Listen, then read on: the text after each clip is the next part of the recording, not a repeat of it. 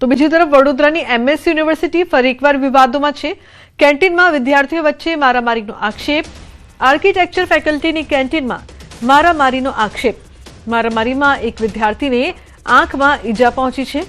ઘટનાને લઈને યુનિવર્સિટીમાં વિદ્યાર્થીની સુરક્ષા પર સવાલ ઉઠ્યા છે। તો એક વિદ્યાર્થીને આંખમાં ઈજાઓ પહોંચી છે।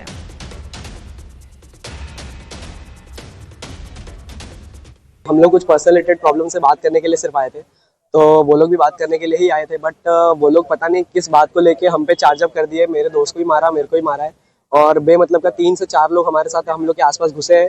एक करण नाम का लड़का है, एक दीप तिवारी है और एक अमन पाल नाम का, ये 3 लड़के MM हॉल के 91 रूम नंबर में रहते हैं। हम लोग को से बात करने के लिए वो लोग भी आए थे, ऐसा बोल के हम लोग पे हाथ चढ़ा दिया, हम लोग को बहुत मारा है उन लोगों ने।